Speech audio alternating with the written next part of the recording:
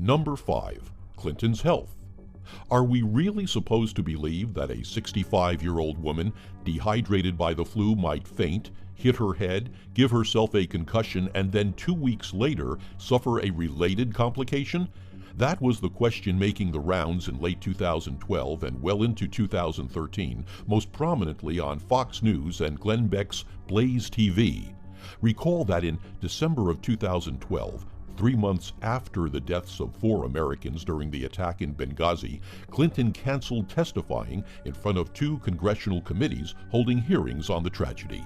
This all sounded convenient to conservatives. 2 weeks after the concussion, Clinton was hospitalized with a blood clot related to her fall, a not at all unusual complication in such a case. Despite Clinton returning to work in early 2013 and eventually giving a vigorous defense during the Benghazi crisis, morphing now into questions about whether Hillary is too old to be president. Number 4. What about Benghazi anyway? So many conspiracy theories surround the September 2012 attacks that it could easily wind up being the whitewater of a Hillary Clinton presidency. A single word acting as code for all sorts of nefarious activities that, at the end of the day, add up to nothing, which won't stop the overzealous investigations and accusations. The most ridiculous charge over Benghazi is that within hours of the attack, Obama and Clinton aides recognized that it could hurt not only the president's chances for winning the upcoming 2012 election, but could also destroy Clinton's presidential hopes in 2016. Thus, the aides started immediately spinning the attack as being a spontaneous protest against a YouTube video that went out of control and resulted in the burning of the consulate and the deaths of 4 Americans. After 9 congressional investigations, one would think that there would be some evidence of this conspiracy.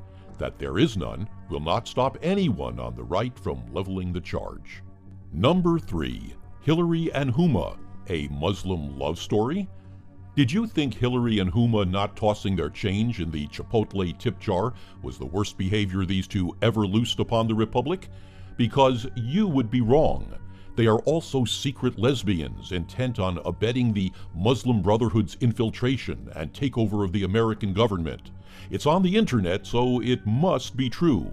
The lesbian rumors have dogged Hillary at least since alleged Bill Clinton paramour Jennifer Flowers talked about them in the pages of august journalistic publication Penthouse back in the early 90s. It is also rumored that Clinton will publish an explosive tell-all book before the election in which she reveals that she is really a lesbian and the stories of the affair are true. Number 2. Baby fever. Hillary Clinton has a lovely daughter named Chelsea, who at the age of 30 married her longtime boyfriend. In early 2014, at the age of 34, she and her husband announced they were starting a family, as young people are wont to do. You know what this means. Hillary ordered Chelsea to make her a grandmother in order to soften up the candidate's image before the 2016 campaign. Yep, people were seriously asking. Depending on your point of view, it's either completely sexist or completely absurd.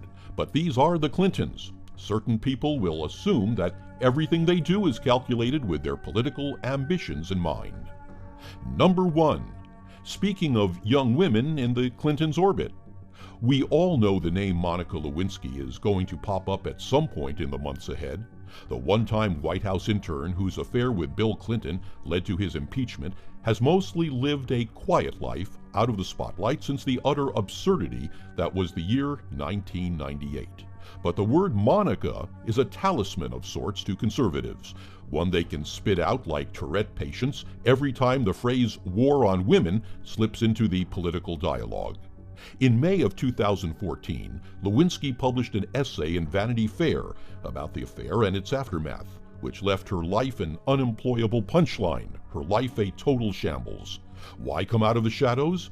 Lewinsky wrote that she wanted to take back control of her own narrative and to speak up on behalf of others who have been bullied and vilified online, sometimes to the point of suicide. Or maybe she was set up by the Clintons, who used a friendly organ of the liberal media to get the old story out of the way as an issue long before the 2016 campaign kicks off. Opinions differ.